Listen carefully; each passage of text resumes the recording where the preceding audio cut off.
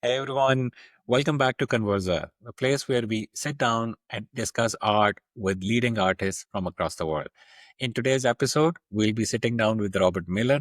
Robert is a US based photographer specializing in nature, landscape, wildlife, and travel imagery. With an artist's eye for light, texture, and shadow, he seeks out compelling compositions.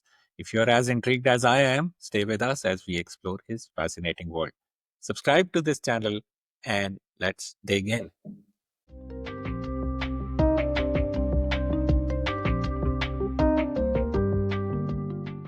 Today, I have the pleasure of welcoming Robert into the studio. Robert has been my teacher and he's an avid photographer. So I'll pass it on to you, Robert, to give a brief introduction, please. Brief introduction. Well, I started photography during high school, probably because of friends that were into it, and I just latched on to it. My major in college was actually in music, Wow. but the photography never left. It became more of a therapy than anything else. Eventually, I did take some classes here and there and learn things. This was back well before digital. So there was a lot of lab time and studio time and darkroom time, things like that. But I think all of that film background helped me tremendously. I started like a lot of other photographers, shot wedding after wedding. I have literally shot, I can't even tell you how many hundreds of weddings. And I love doing it. I used to love doing that. I opened up a studio, got my national certification back in the 90s, opened up a full-time studio, did those things. I love doing it.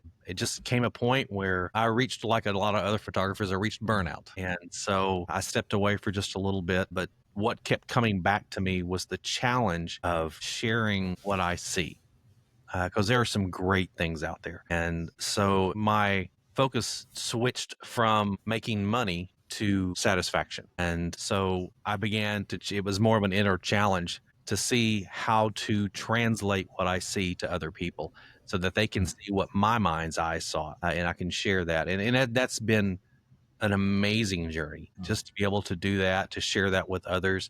And then you really do, you want to share that with others. So in the past several years, I started sharing that with other people, specifically on Caddo Lake. And I used to do a lot at Big Bend for night sky photography, and did classes down there for the state park system, and I just really enjoyed the joy of sharing that creative process and being able to control it. So that's a lot. That's it in a kind of a nutshell, without getting very boring about all of those things. So, but that's pretty much that journey. Brilliant.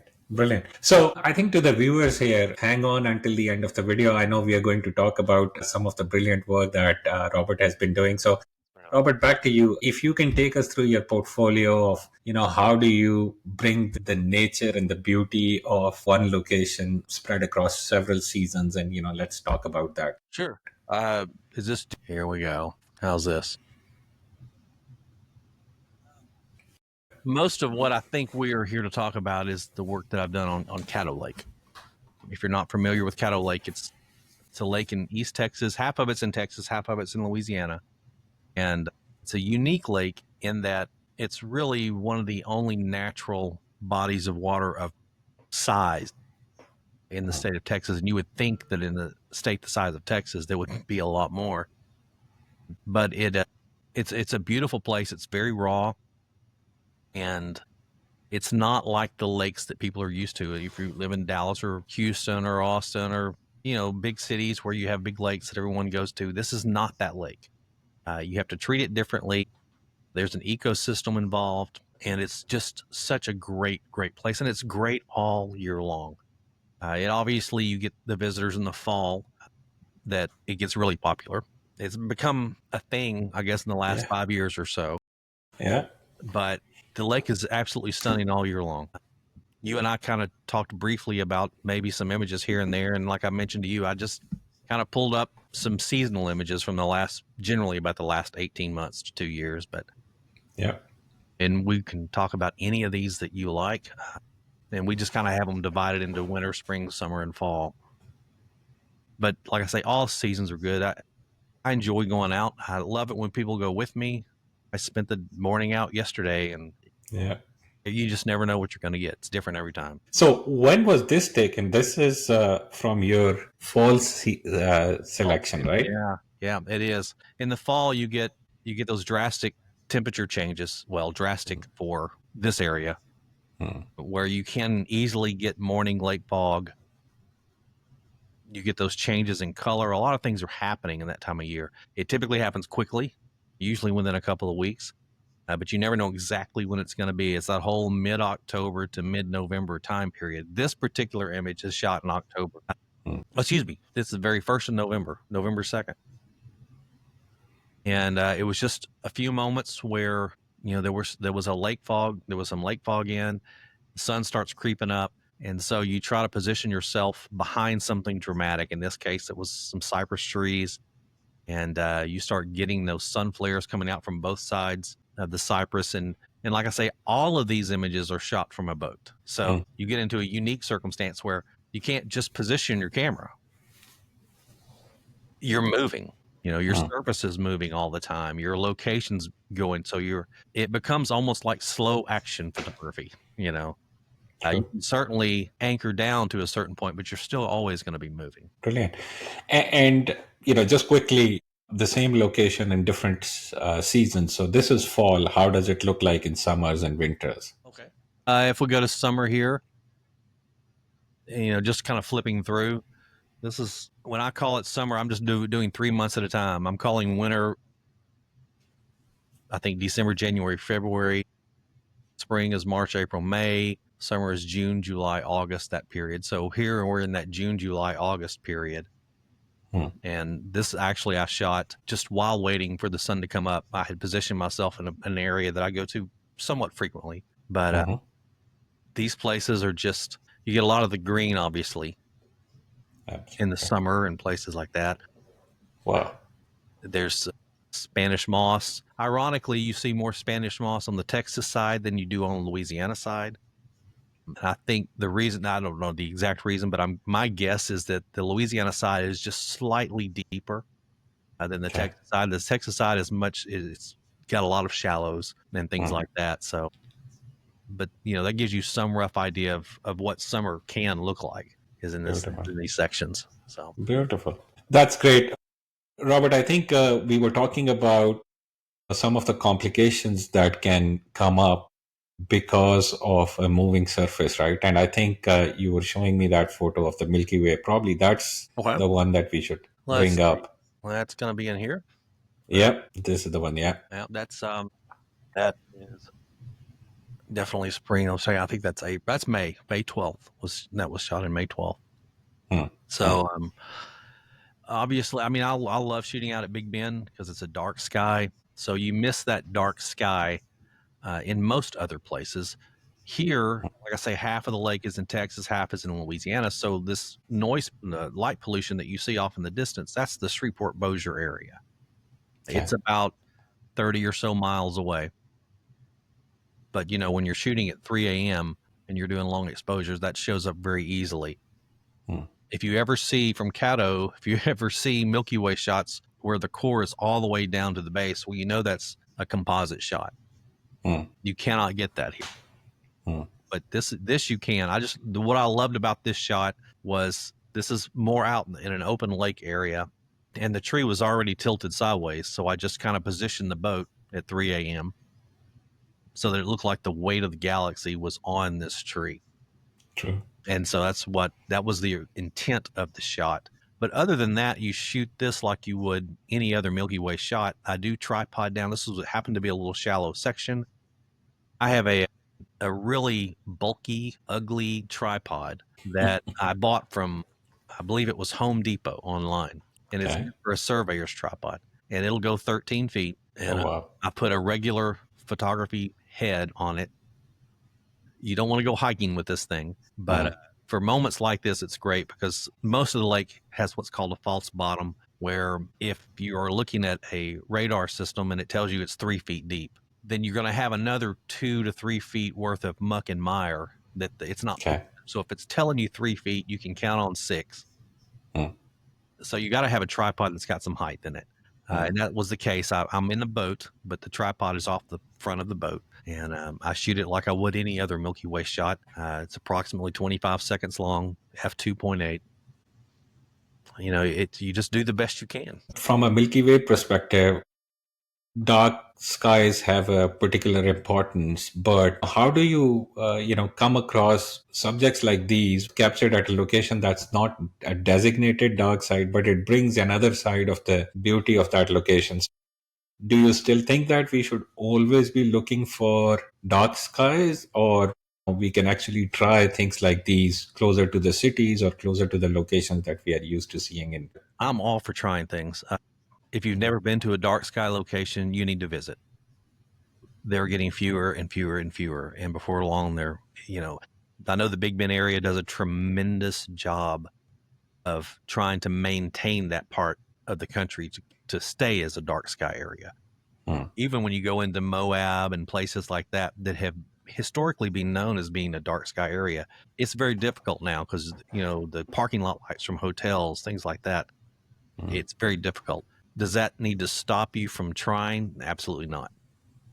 This is not normally what you do on Caddo Lake. You don't normally go out and shoot Milky Way shots because it's difficult just because you have to make the effort to not only get out there in the middle of the night and scope out ahead of time, plan where you want to be, because you don't want to be roaming around with no moon Hmm. at 3 a.m. on the water. So you do have to do a little pre-planning. And for me, a shot like this, I have two types of photography that I do. This is a pre-planned trip. I'm meant to go out there and shoot this particular picture, and I have other shots that I do that with other techniques. But most often, I shoot emotionally on Caddo, so I'm seeing what's provided for that day, for that moment, and so and when people go out with me, that's typically what they're doing as well. It's you're taking what Mother Nature has given you at that moment and making something of it. So It's very important. Let's come to the planning aspect of this. So, when you're planning, do you use tools like photo pills or others? absolutely, I use photo pills. Yeah, the one thing that photo pills is not going to photo pills can get you lined up. It can tell Hmm. you where the Milky Way will be in relationship to what it is that you want to shoot. All of those things are fantastic. What photo pills does not tell you is how deep the water is. And That's so important. Yeah. that's where you have to have time on the water. You have to go out ahead of time. You have to scope how deep these spots are, because I can find this little tree, but it doesn't do me any good in the world if I can't tripod down. Hmm. This is not something that I can typically shoot just from a moving boat. I have to tripod down. So the water level has to be low. So there has to be some planning ahead of time Hmm. to do something like this. So you don't, like I say, you typically don't just start trolling around at 3 a.m., you know, in the Hmm. dark in the water to try to find, Yeah. because you just don't see much. Yeah. Yeah. And another aspect of astrophotography, especially, people would use trackers of different kinds, but you stick to the camera only and maybe some information from photo pills, and you go about it. Yeah, I've got trackers. Okay. I don't use them here. I love the end result. If you're using a tracker, I've got a couple of different ones. I don't like the fact that the spontaneity that you lose. Hmm. I'm like I say, I'm very much an emotional shooter. So moments like this, where it's a pre-planned shot, that it's a lot for me to give up not going somewhere else and trying something else. Yeah. With the trackers, again, absolutely love the results, but then you get into having to paste the sky back in. You're taking so many different shots, Hmm. layering those shots, combining and aligning those shots, and then but you have to add them back in. And yeah, there is time, and that is an art form. It's not to down that art form, because that is an absolute art form. Hmm. But for me personally, I really enjoy kind of shooting on the go a little bit. And I think that art form of compositing, this seems to be a single shot. It is. And so, how do you finish that? Do you go back into Lightroom and treat it in Lightroom solely, or you run it through other tools as well? Uh, Obviously, the software has changed and it improved so much in the recent years. I mean, I remember when Lightroom came out, and I thought nobody's going to ever buy this. Hmm. It was it was like, why would I spend money on this? But now it's where I spend most of my time is in Lightroom. with the plugins that you have, with Topaz and the alignment software, things like that you've got, ISO becomes a little bit less of an issue. As far as editing, really, most all my particular settings on my camera, I tend to shoot very flat. Okay. And it's a really kind of a twisted reason why I do that. But for me, I don't like, when I'm reviewing the images that I shot, I don't like the image to tell me what I saw. I want my mind to remember what I saw. And it's my job as an artist or a photographer to make that happen again. And so I tend to shoot flat. So when I pull this image up as a raw image, it's going to be flat. So it's a lot of the things that you would do with typically any, night sky shot. You're working on increasing contrast, boosting your reds up there, and then balancing out that bottom. It's just a balancing out, a lot of zone editing, masking, that type of thing. None of it difficult. It's just a matter of taste, what you like. Brilliant. I think we also would want to talk about some other photos from the same location, sunsets and moons. Yeah, And then how do we deal with the complexities of color and shape and space and composition? sure. Well, you mentioned moon. In this same season, I've got one shot here, That's beautiful. and this was April's full pink moon. And in the same area, let me switch over to, I think, fall.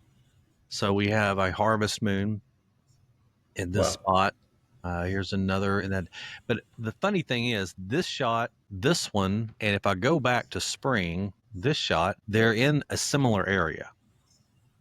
In the case of Caddo, I'm shooting across the lake. My boat is sitting on the Texas side, more in open water, and I'm shooting towards the Louisiana side of the lake because that's where the sun's come up. But I want to separate myself from these trees so that the moon obviously appears larger. So these are all 600 millimeter shots.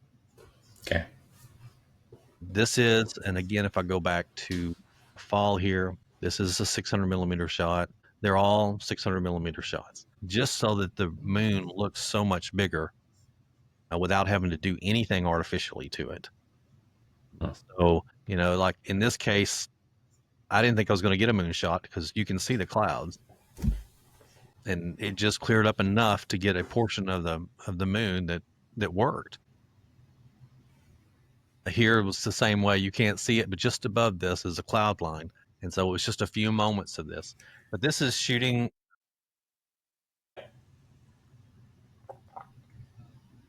There's 3 sections here where I think I have a moon shot. This is spring. And this is April's full pink moon. If we go to fall, there's a couple in here. This is end of September. That's a harvest moon. And this is also that same time of year. It's a different year, but same time of year. And what typically happens is I'm actually shooting from quite a ways away. I'm using a 600 millimeter lens on all of these shots. I'm on the Texas side shooting more across an open area of the lake. And what you're seeing is the Louisiana side. So that distance allows for, the moon's perspective to seem much larger in relationship to the trees. Obviously, if I were using a wider lens, that moon would get smaller and smaller and smaller. Correct. Yeah. But these are all, by the way, these are all handheld shots. Like I say, there are no tripods or anything. It's sitting on a wobbly boat, and we're shooting. And So I think, sorry for interjecting, no, you're good. but this brings up a question in my mind. And I'm seeing moon more or less in the center of this one and the other one as well. Now, there is a lot of discussion about composition rules and where the subject has to be, and should we follow those rules or should we break those rules? What's your take on all of that? I taught some photography classes at a local college, and that's one of the first things we talk about are composition rules. I'm a firm believer that you shouldn't be breaking them until you know them. Are they there to be broken? Absolutely, but I think there needs to be a reason that you're breaking them. I'm constantly referring to a lot of those same rules as a starting point. I may be composing an image in my eye through the lens, and I may put it in a third, or I may put it in a lower third and balance it out on the left hand side. But then I look at that and I think, does that work, or do I need to adjust for what feels good to me? Because I'm not taking a single picture for a judge to like. Everything I shoot is because I like it. And if someone else likes it, that's great. But if they don't, that's okay. Everybody looks at things differently. So I think it's important to know the rules. It's very important to know them, because it allows you to shoot purposefully in what you're doing. Whether if you're breaking it, there's a reason you're doing it. Excellent. At a lot of times we have this feeling of, seeing the same place in different times perhaps may not be that different. Um, how do you feel about connecting to a landscape in different seasons or different times of the years? I think there's so many different elements that you see.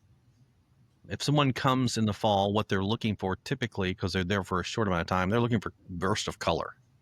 They're looking for maybe a little surface fog, a little reflection. Those are the things that people tend to like to see when it's a quick fall visit. As you stay throughout the seasons, you notice more personality in the landscape. If we jump up here to winter, That's the leaves are beautiful. gone, Yeah. and that works. If these trees were full of leaves, you would lose the boniness of what you're seeing. You lose that architectural feel of lines and things like that. This shot, the same exact conditions would not work, unless it was. You get into this. This is a full color shot. I love this. This is an absolute full color shot, and these are all full color shots. So winter does amazing things. Again, this would not work if the leaves were filled up. It's all in what you're looking for and how you're seeing it. It becomes a palette of just, it almost becomes difficult to look Beautiful. at because you don't exactly know what you're looking at for a moment. But the sky still Absolutely. cooperates any time of year, but again, no leaves, but you're seeing the form of the tree. And so all of those little creepy little, excursions of wood that come out, you would miss all of that in another season. All of these things, it just, like I say, Brilliant. it just becomes something that you don't see in another part of the year. Where if I take, let's look at this image. This is at a really popular area. I was just traveling through one morning, and this happened in front of me, but this is a really popular section of the lake called Government Ditch. Anyone who comes and shoots with me, if they've never seen it, I make sure they at least see it. That's a But beautiful place. Yeah, I've been there with you. But that's Government Ditch. If we look at spring, let's see, this is Government Ditch. This is Government Ditch. This is all the same, literally the same. Let me see if I can find it here. Same spot. It's not there. Here we go. This is Government Ditch. There's so many looks to the same exact place. It just depends on the day. It depends on the season. This is one of those locations, and when you were with me, I probably mentioned it. Every time I go through there, I tell myself I am not taking any more pictures of this place, because everybody takes pictures of this place. And then you get there and you're like, nah, I've got to get this one. It's just different every single time, But seasons change, and it just becomes something new each and every time. All these places. Brilliant. If I may stop you here, Robert, and let's go back to the shots of the moons that we were talking about. Okay. And if you could just take us through some of the basics of exposure when we are doing a moon or a sunset shot. All right. For me, a lot of the time shooting moon shots or sun, either way, is just making sure you're not overexposing, because you want to be able to see the detail in the moon, at least to a certain extent. But also, too, the technique that I use typically while I'm on the water is very similar any time of year. I may have to make an adjustment or two just to make sure the moon is not overexposed, but typically speaking, it's a very similar technique. And I don't mind talking about that. It will go against everything that, photographers believe. It Really? certainly went against everything that I believed. I am intrigued now. Okay. Well, and it's not hard. It's just I have to preface this because I don't want people to think I'm a complete moron. You know, having been raised in film, there was a lot of manual shooting, a lot of manual focus, all of those things. And yes, I proved I could do it, but I'm not out there to prove anything.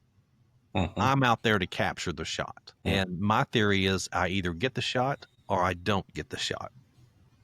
And there's a lot of ways to get to that point. So for me, I've had a lot of great photographers out there shooting with me, and I get asked this a lot, and I preface it the same way I'm doing right now, which is a Yeah. long way around, but I control the camera manually Mm. because I have to. Mm. The difference is I use auto ISO. Okay. And if I want to increase exposure or decrease exposure, that's where exposure compensation comes in because there is a auto function that I'm using, which is auto ISO. Mm-hmm. Now, the reason I do that is typically, especially if you're shooting morning shots, you've got two things you're dealing with. You're dealing with a lack of light and you're dealing with motion. So you have to overcome both of those. So you're going to open up your aperture. You're just going to. You're going to try to gather all the light that you can. And then you're going to slow or speed your shutter speed up enough to where you can compensate for the movement of your floor that you're on, your boat movement. So you've got to have a fast enough shutter speed and you've got to have a wide enough aperture. So you've done those two things. So what's left? Yeah. Only thing left. Now I could take the time and start adjusting that ISO, but by then I could have lost the shot. So the cameras are fairly smart in that aspect. You know, a lot of it depends on how you meter those type of things, and it just depends on what your subject is. But typically, I'm setting my shutter speed and opening up my aperture, and then I shoot. You know, if I'm shooting a slow subject, if I'm shooting a landscape, I know it's not really going anywhere. So even with long lenses that I shoot a lot of on Caddo, you know, I may have that shutter speed down to a 400th or a 600th, something like that. If I know there's going to be birds, things like that, I may pop it up to a 3200th of a second. But the aperture doesn't change a lot unless there's a reason for me to do that. So the ISO is what, I mean, it's either there or it's not. And I can take it off of automatic, but I'm going to end up back at the same spot where it would have been had it been on automatic. True. And then I use my exposure compensation if I want to force it brighter or darker. It's a lot faster that way. And I tell people that, and at first I usually get some pushback. 99% of the time, by the time our time is out at the end of the day or end of the morning, there's usually that moment where they will tell me, okay, I did try that and it did work, but I'm not telling anybody. You just feel like if you've done something where you've used an auto function that it's somehow you've lessened the image, and that's not the case. I'm using that as a tool, just like I would use anything else. But that's it. I set my shutter speed, I set my aperture, and then I adjust whatever results ISO gives me by exposure compensation. And the cold hard fact is, you either get the shot or you don't. If it takes a high ISO to get the shot, then you got the shot. You don't necessarily have to keep it, but you got it. You know, and you've done everything you could to gain light and to gain time, and you can only go so far. One more question, Robert, especially when we're talking about the golden hour and the mornings and the evening shots. What can we look for outside of those windows, which are very popular from a photography perspective? Yeah, I do a lot of the morning shots. And the reason that I do a lot of morning shots is because you have a little bit more of a gifting of time in the morning than you do in the evening.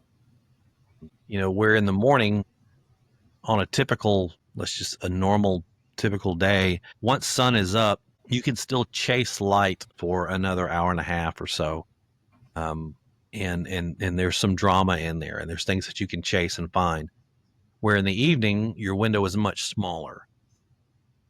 Really, what you're doing in the evening is you're really just setting up for that one location in that one area where you think is going to provide you, like in this case, the most drama for the moment, because you don't have the opportunity to just keep trailing around and finding things, because once that moment's over, It's almost dark. Yeah. So you just don't have the leeway that you do in the morning. They're both great. There's plenty of shots out in the middle of the day, but you shoot differently. Caddo is a very, very contrasty area. Mm-hmm.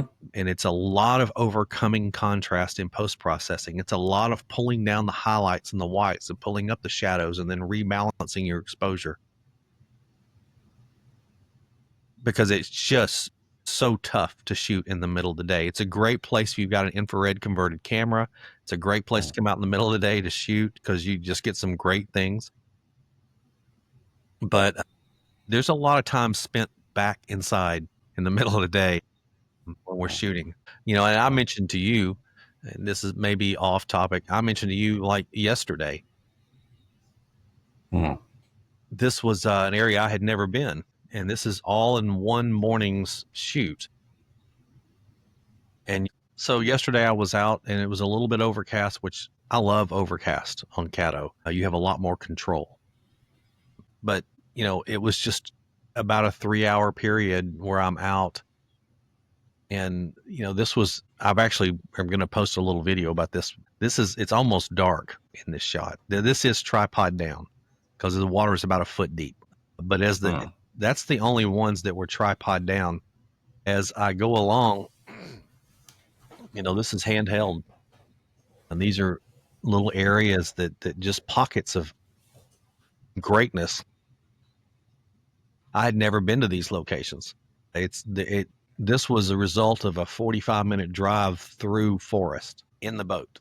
Mm-hmm. Obviously, it's not a pontoon boat. It's a different kind of boat. But, again, these are just shots from yesterday morning. It's in here. You can see the overcast. Still winds. And a lot of people would not go out in these circumstances because, there's not the drama of the sunrise. There's not all of these things, but it makes for a great time to shoot. I'm just flipping through here.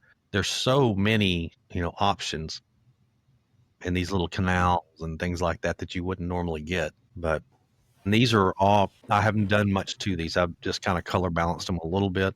They're all still DNG files. Nothing's been put through any external processing or anything like that. So,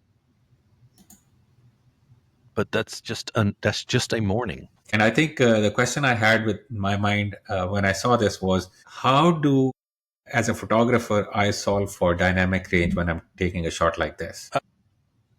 Probably the same way that we used to shoot old transparency slides. Mm-hmm. I'm really exposing for the brightness here.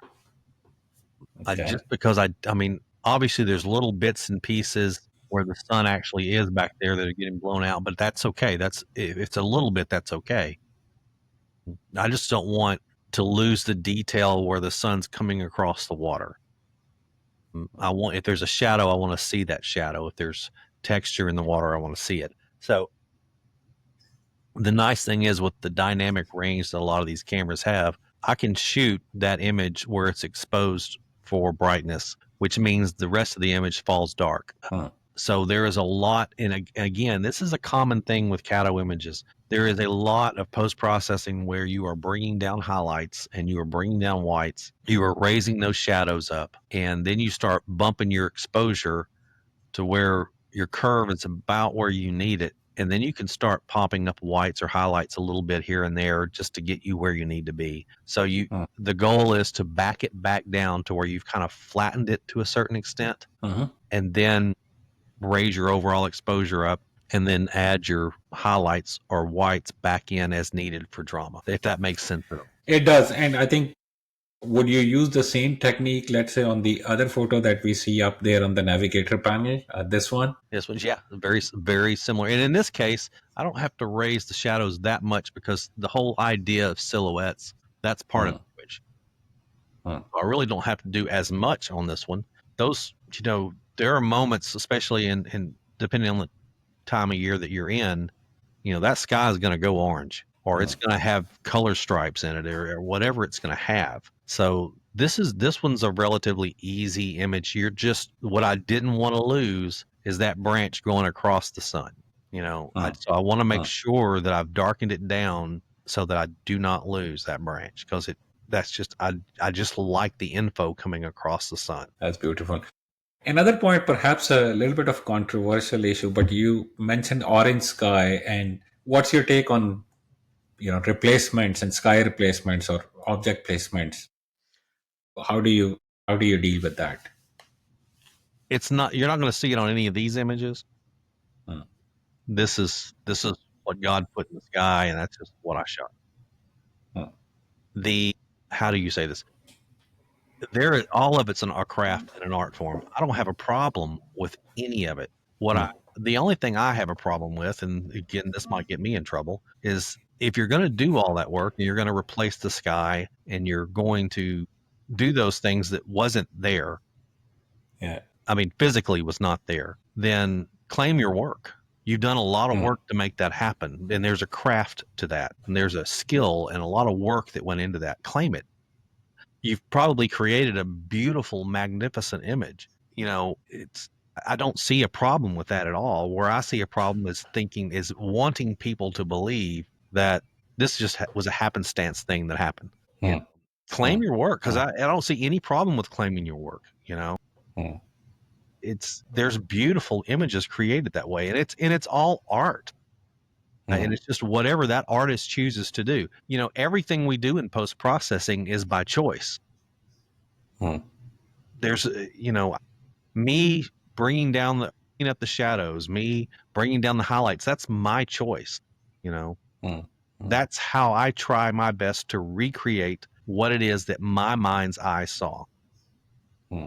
Someone else may do it totally differently. It's just where I've told people that come out and shoot with me, there are things I don't have an issue with personally.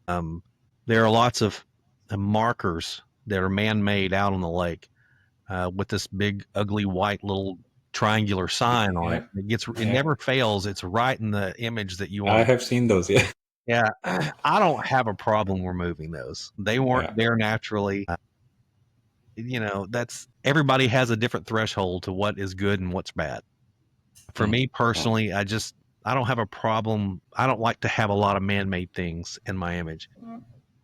So those markers are just one of those things for me. I don't lose any sleep getting rid of markers in a lake. Now, typically I try not to shoot with them in there, Hmm. but sometimes you can't help it, you know. Yeah. So it's just a matter of threshold. It's just what each different person wants to portray, but claim your work. Like I say, there is a lot of skill that you have to go into understanding how to properly swap a sky and things like that. And you can, like I say, you can create beautiful images, but so can AI. Yeah. True. If you're doing the work, claim it. Let people know the effort that you put into doing that. Beautiful. Now, I think one last bit of information probably that will help us all, Robert, is about finishing shots, and printing them or exporting them for social media. What are the processes that you use, or what are the tips that you would want a novice like us to, sort of follow? As far as final print, things like that, and the reason I pulled this particular image up Uh, is it's obviously a very early morning shot before sunrise, and it's a high ISO shot. And years ago, this would have been unusable. Now, with the technology that we have, this high ISO shot, for me, I run it through. In my case, I run it through Topaz uh, and get rid of a lot of that noise, resharpen just a little bit to kind of regain the structure that the noise reduction took out. uh, And all of a sudden, I have an image that I have sold at 30 by 40, okay. and it looks stunning. I am not a pixel peeper. I don't. Hmm. For me, the image emotionally stands on its own. And when you print a 30 by 40, it looks beautiful. If you want to go up and get a microscope and go up to the print and start finding probably something in a leaf somewhere Hmm. that's not quite right, I'm sure you can find that if you choose to. Hmm. Um, that's not how I look at the image. I look at the image as something it evokes an emotion. And kind of on that same subject, I'm going to switch here real quick. Sure. These are all images that would have been thrown away. Every one Hmm. of them.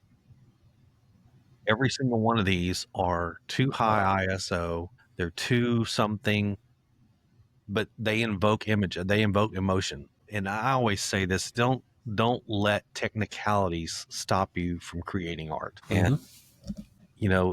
I'm not asking. Again, I mentioned it earlier. I'm not asking for it to win a technical award on its technical merit. But if it evokes something in somebody, then I did exactly what I want. As far as printing, printing can actually be forgiving.